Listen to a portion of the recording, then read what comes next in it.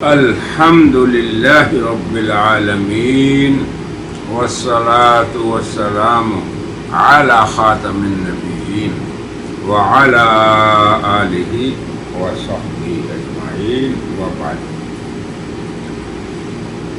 معزز سامعین و ناظرین، ہم الدین النصیحہ سے قادیانیت کے لیے کچھ ایسے لمحات فکریہ بیان کر رہے تھے اور ان کی خدمت میں پیش کر رہے تھے کہ اگر ان میں تأمل کریں تو وہ مرزا قادیانی کی جھوٹی نبوت کو بھی سمجھ لیں گے اور قادیانیت کے اس جال سے اللہ تعالیٰ انہیں نجات دے گا۔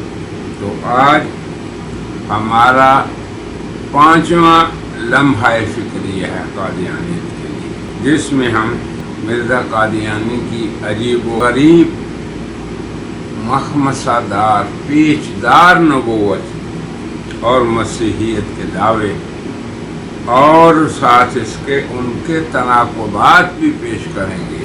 پہلا اس باب میں یہ عمل ہے کہ مرزا ایک متناقض نبی تھا، اس کی کوئی بات سیدھی نہیں تھی، آج کچھ کہا کل کچھ کہا۔ اسی طرح وہ متناقض مسیح تھا، بجائے مسیح برحق کے جو کہ آسمان سے اتریں گے اور اس دنیا میں پہلے آ چکے ہوں گے۔ اب یہیں سے سمجھ لیں تو اس دعوے میں بھی وہ ایک متناقض مسیح ہے۔ تو متناقض نبی کے بارے میں عرض یہ ہے کہ جس طرح اللہ ذوالجلال کے کلام میں تناقض نہیں، اللہ فرماتے ہیں لو کان من عند غیر اللہ لوجدوا فیہ اختلافا کثیرا، کہ اگر اللہ کی ذات عالی کے علاوہ یہ کلام کسی اور سے ہوتا تو اس میں بڑا تناقض ہو پاتے، اختلاف ہو پاتے۔ الغرض مرزا صاحب نے اپنے لیے اقسام نبوت بنائی اور وہ بھی تناقض کا شکار۔ ان کا ایک مرحلہ ایسا تھا جب حضرت خاتم النبیین محمد رسول اللہ صلی اللہ علیہ وسلم کے بعد شدت سے کسی بھی نبی کے آنے کے مخالف تھے، حتیٰ کہ عیسیٰ علیہ السلام کی بھی آمد ثانی کے مخالف تھے۔ اسی طرح وہ اپنے لیے صاحب شریعت ہونے کے بھی مخالف تھے۔ اب آپ دیکھیں ان کی تصریح، ان کا بیان ان کی اپنی زبان سے۔ مرزا غلام احمد قادیانی نے بصراحت اور بےسرار نبی ہونے کی، اپنے نبی ہونے کی نفی کی اور اپنے لیے صرف محدث اور کلیم ہونے کا دعویٰ کیا۔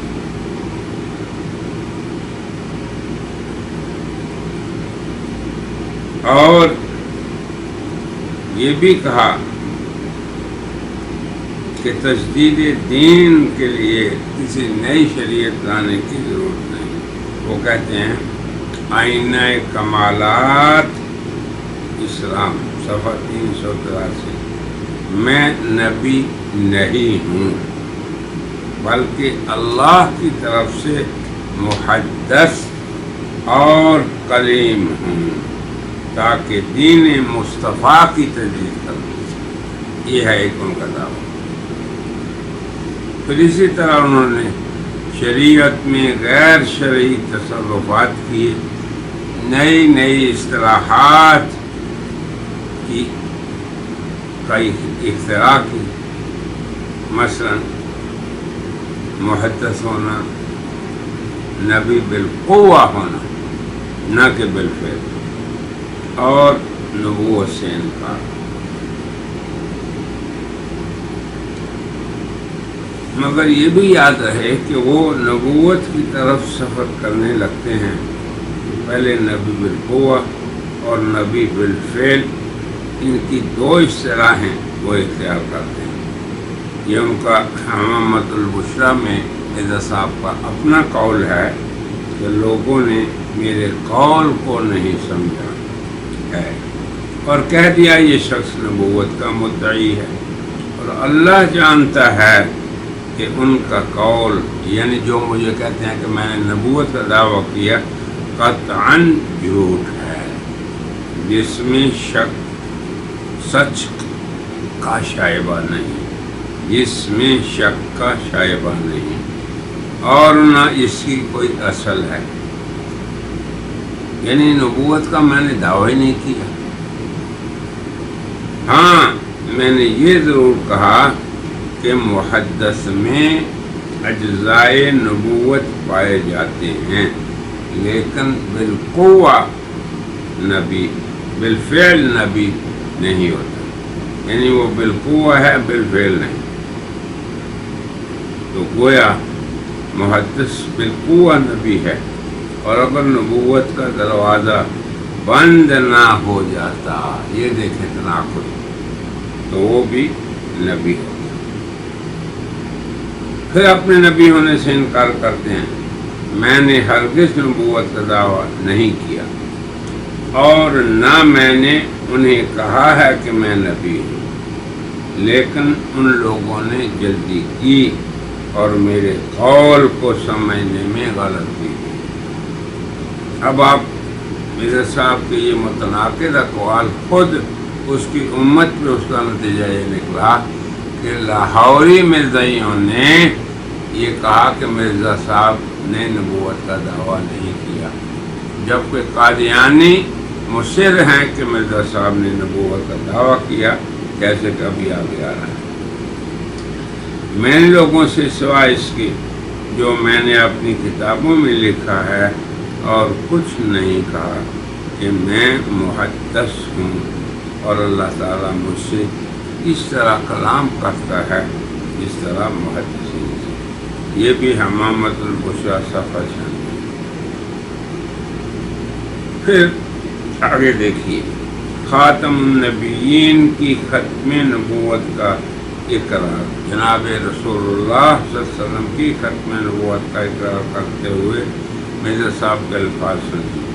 ہمارے سید الرسل صلی اللہ علیہ وسلم خاتم الانبیاء ہیں، اور بعد حضرت صلی اللہ علیہ وسلم کے کوئی نبی نہیں آ سکتا۔ اس شریعت میں نبی کے قائم مقام محدث رکھے گئے۔ یہ حوالہ ہے شہادت القرآن صفحہ 8۔ اب یہ باتیں تو آپ نے سن لی، اب آگے دیکھیے کہ کیا کہتے ہیں۔ مستقل نبی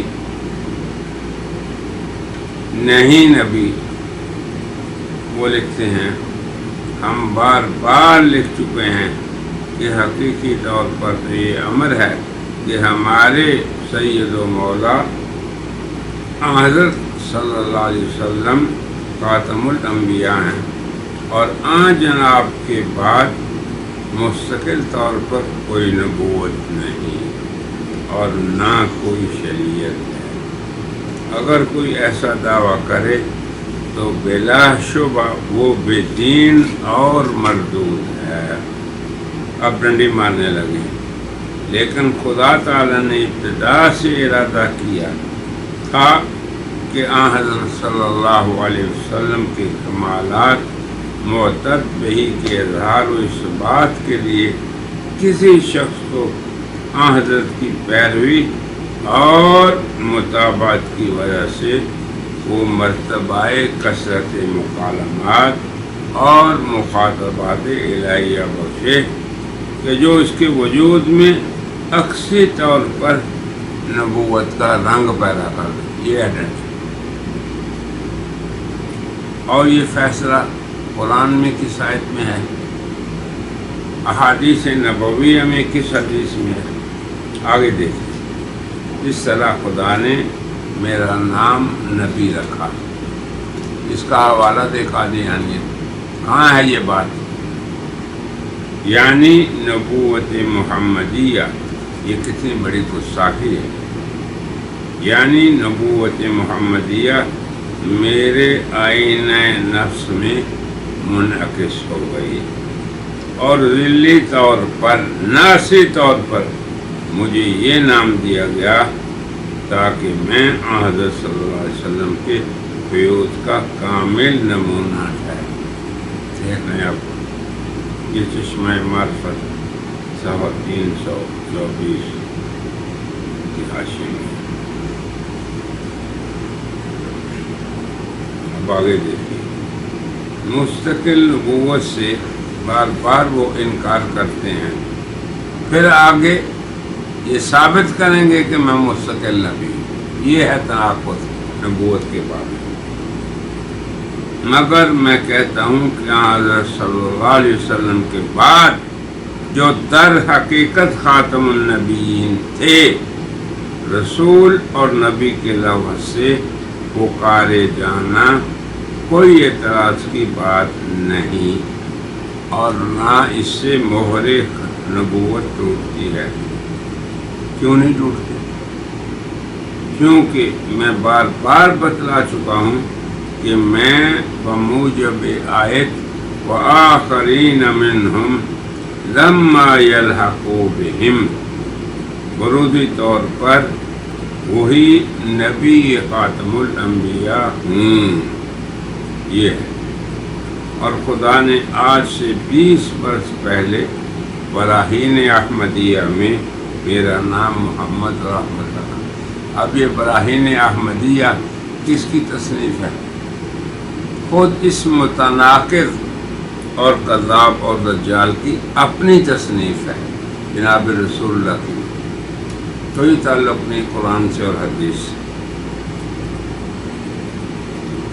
اور مجھے حضرت کا وجود قرار دیا، انا للہ و انا الیہ راجعون، گویا میری ہستی، میرا وجود ان کا وجود ہے، لا حول ولا قوة۔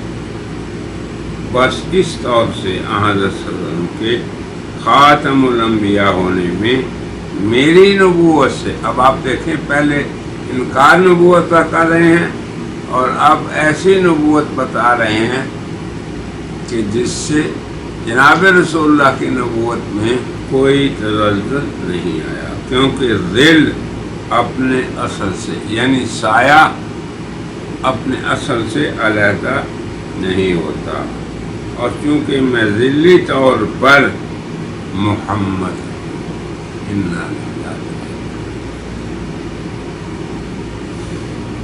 میں کیا ہوں؟ ذلی طور پر محمد صلی اللہ علیہ وسلم۔ بس اس طور سے خاتم النبیین کی مہر نہیں ٹوٹی، کیونکہ محمد صلی اللہ علیہ وسلم کی نبوت محمد تک ہی محدود ہے، یعنی بہرحال محمد صلی اللہ علیہ وسلم ہی نبی رہا نہ ہو، یعنی جب کہ میں بروزی طور پر حضرت صلی اللہ علیہ وسلم ہوں، استغفر اللہ، اور بروزی رنگ میں تمام کمالات محمدی مع نبوت محمدیہ کے میرے آئینہ ذلیت میں منعکس ہے۔ اب یہ ساری جو مرزا صاحب بیٹنگی بے دلیل بات کر رہے ہیں، اس کا کہیں کتاب و سنت میں وجود نہیں، تو پھر کون سا الگ انسان ہوا جس نے علیحدہ طور پر نبوت کا دعویٰ کیا؟ یہ ایک غلطی کا حساب۔ پھر اس باب میں وہ تناقض کا شکار یوں بھی نظر آتے ہیں، وہ لکھتے ہیں، اس نقطہ کو یاد رکھو کہ میں رسول اور نبی نہیں ہوں۔ اب دیکھو کیا پیشتاز دعوے ہیں، یعنی باعتبار نئی شریعت اور نئے دعوے اور نئے نام کے، انا للہ و انا الیہ راجعون۔ تو وہ اصل کیا کیسے ہو گئے؟ اور میں رسول اور نبی ہوں، یعنی باعتبار ذلیت کاملہ کے میں وہ آئینہ ہوں جس میں محمدی شکل اور محمدی نبوت کا کامل انعکاس ہے۔ چلیں آگے۔ اب آپ دیکھیں صراحت سے نبوت کا دعویٰ کس طرح وہ کرتے ہیں، اور مستقل نبوت کا، اور صاحب شریعت نبی ہونے کا اور رسول ہونے کا۔ وہ کہتے ہیں تذکرہ میں، قل یا ایھا الناس انی رسول اللہ الیکم جمیعا۔ اب آپ دیکھیں جو آیات جناب رسول اللہ کے لیے اللہ نے نازل فرمائی اور ان کی عالمگیر نبوت کو اللہ نے بیان کیا، وہ اپنے اوپر خرچ کر رہے ہیں۔ یہ اتنا عظیم سرقہ ہے، اتنی بڑی چوری ہے کہ اگر اس چوری کو ہی قادیانی سمجھ جائیں تو وہ اس سے برات کا اظہار کریں۔ اب یہ آیت جناب رسول اللہ کے لیے نازل ہوئی، جس کو انہوں نے اپنے لیے بنا لیا، اور اس میں اضافہ بھی کیا کر لیا، اے مرسل من اللہ۔ اس آیت کے ساتھ یہ اپنی طرف سے پچھا لگا لی، اے مرسل من اللہ، اللہ کی طرف سے بھیجا ہوا۔ آگے آیت ہے، اِنَّا أَرْسَلْنَا إِلَيْكُمْ رَسُولًا شَاهِدًا عَلَيْكُمْ كَمَا أَرْسَلْنَا إِلَىٰ فِرْعَوْنَ رَسُولًا۔ اب آپ دیکھیں یہ بھی جناب رسول اللہ کے لیے آیت ہے، خطاب ہے اس میں مسلم امت کو کہ ہم نے تمہاری طرف ایک رسول بھیجا جو تم پر شاہد ہے، جیسے ہم نے فرعون کی طرف رسول بھیجا۔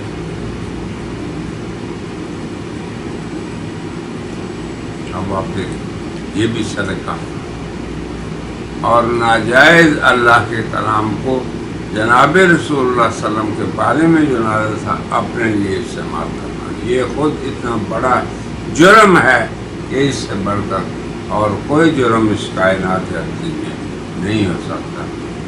اور اللہ فرماتے ہیں کہ اس سے بڑھ کر کیا ظلم ہو سکتا ہے کہ کوئی شخص یہ دعویٰ کرے کہ میری طرف وحی ہوئی، حالانکہ کچھ بھی اس کی طرف نہیں آیا۔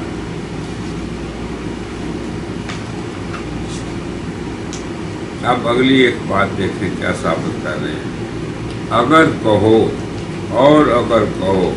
کہ صاحب شریعت افترا کر کے ہلاک ہو جاتا ہے، اگر تم یہ کہو کہ کوئی شخص اگر نبی صاحب شریعت ہونے کا دعویٰ کرے تو یہ افترا ہے اور وہ ہلاک ہو جاتا ہے، تو اول تو یہ دعویٰ بے دلیل ہے۔ خدا نے افترا کے ساتھ شریعت کی کوئی قید نہیں لگائی، میں سوائے اس کے کہ یہ بھی تو سمجھو کہ شریعت کیا چیز ہے۔ اب اپنے آپ کو مرزا صاحب دیکھیں کیسے صاحب شریعت اور مستقل نبی ثابت کر رہے ہیں۔ وہ کہتے ہیں کہ سمجھو شریعت کیا، جس نے اپنے وحی کے ذریعہ سے چند امر اور نہی بیان کی، یہ شریعت ہے کہ کوئی مدعی نبوت اپنے امر اور نہی بیان کرے اور اپنی امت کے لیے ایک قانون مقرر کیا، وہی صاحب شریعت ہو گیا۔ بس اس تعریف کی روح سے بھی ہمارے مخالف ملزم ہیں، کیونکہ میری وحی میں امر بھی ہیں اور نہیں بھی۔ اب دیکھو ہو گیا کہ نہیں دعویٰ مستقل نبی ہونے کا؟ اس لیے ہم نے عنوان قائم کیا تھا متناقض نبی، یہ ہے لمحہ فکریہ قادیانی۔ اب آپ دیکھیں وہ کیسے ثابت کرتا ہے، مثلا یہ الہام، اب الہام کیا ہے؟ رسول اللہ کی وحی ہے، قل للمؤمنین یغضوا من ابصارہم ویحفظوا فروجہم ذلک ازکی لہم۔ اللہ کا ارشاد ہے کہ اے پیغمبر آپ مومنین کو کہتے ہیں کہ اپنی نظریں نیچی رکھیں اور شرمگاہوں کی حفاظت کریں، یہ ان کے لیے ازکی ہے۔ یعنی تزکیہ کے اعتبار سے سب سے بہتر یہ چیز ہے۔ اب آپ کو پتہ ہے کہ یہ ارشاد اللہ تعالیٰ نے جناب محمد رسول اللہ پہ نازل قرآن کریم میں کیا۔ اب وہ کہتا ہے مرزا کہ یہ براہین احمدیہ میں درج ہے۔ اب اس آیت کو قرآن سے اٹھا کے براہین احمدیہ میں درج کر لیا اور کہا کہ اس میں امر بھی ہے اور نہیں بھی۔ امر کیا ہے کہ اپنی نگاہیں نیچے کرو،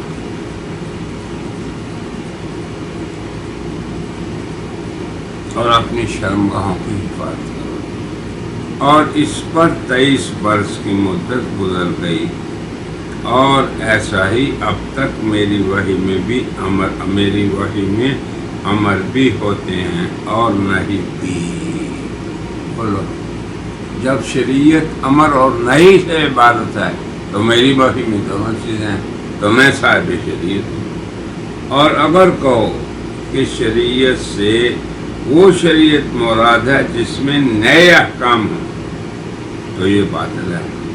اللہ تعالیٰ فرماتے ہیں قرآن کے بارے میں، ان ھذا لفی الصحف الاولی صحف ابراہیم و موسیٰ، یہ قرآنی تعلیمات تورات میں بھی موجود ہیں اور صحف ابراہیم و موسیٰ میں، یعنی پہلی کتابوں میں۔ تو پھر یہ قرآن کیسے نئی شریعت ہو گیا کہ اس کی باتیں تو پہلی کتابوں میں بھی ہیں؟ اور اگر یہ کہو کہ شریعت وہ ہے جس میں بے استیفاء امر اور نہیں کا ذکر، یعنی تمام امر اور تمام نہیں، کوئی بات نہ چھوٹی ہو، اسے کہتے ہیں استیفاء، تو یہ بھی باطل ہے۔ کیونکہ اگر توریت یا قرآن شریف میں بے استیفاء احکام شریعت کا ذکر ہوتا تو پھر اہل اسلام کیوں اتحاد کرتے؟ اب آپ دیکھیں کس طریقے سے وہ اپنے آپ کو مستقل صاحب شریعت نبی ثابت کرتے۔ اللہ،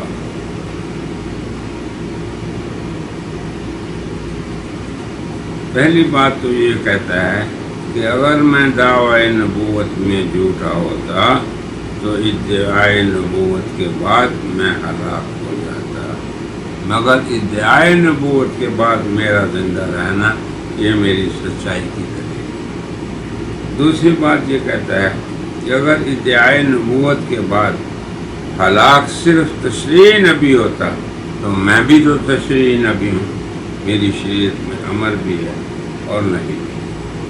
تیسری بات یہ کہتا ہے کہ نبی کی شریعت میں بالاستیفاء احکام کا نہ ہونا یہ نبوت کی تشریع ہونے کے خلاف نہیں، کیونکہ بالاستیفاء احکام تو نہ شریعت محمدیہ میں ہے، اگر ہوتے بالاستیفاء تو اجتہاد کیوں ہوتا۔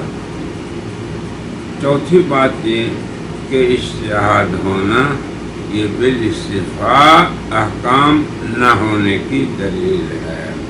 چھٹی بات یہ کہ جب پہلی تشریع نبوت کے احکام بعد والی تشریع نبوت میں پائے جانے سے بعد والی نبوت بھی مستقل اور تشریع رہتی ہے، تو پھر میری نبوت بھی کیا ہے، سابقہ احکام کے پائے جانے سے کیا ہے، غیر تشریع نہیں ہے۔ اللہ اکبر، استغفر اللہ۔ تو ہم یہاں پہ جو امر بیان کرنا چاہتے تھے وہ دیکھیں کہ مرزا نے کس طرح نبوت کا انکار کیا، پھر اپنی ذیلی نبوت کا دعویٰ کیا، پھر ذیلی سے نکل کے غیر شرعی نبوت کا، پھر شرعی نبوت کے دلائل یہاں تک دیے۔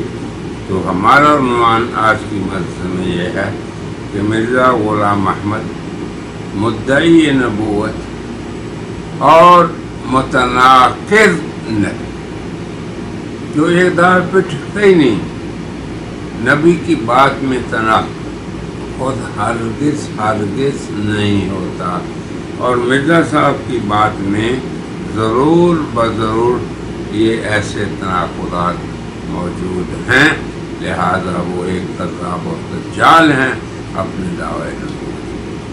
اس میں غور کریں قادیانی حضرات، انشاءاللہ پھر ہم ان کی امت کے تناقض کو بیان کریں گے اور ان کے دعوی مسیحیت کے تناقض کو، تاکہ قادیانیت پر یہ بات کھل جائے اور آخری حجت ہو اللہ کی طرف سے کہ ہم نے جس انسان کی اتباع کا دعویٰ کیا وہ سوائے ایک کذاب اور دجال کے کچھ بھی نہیں۔ اللہ سے دعا ہے کہ اللہ تعالیٰ ان لمحات فکریہ کو قادیانیت کے لیے اور بنائے قادیانیت کے لیے اور مربیان قادیانیت کے لیے ہدایت کا ذریعہ بنائے۔ وآخر دعوانا الحمدللہ۔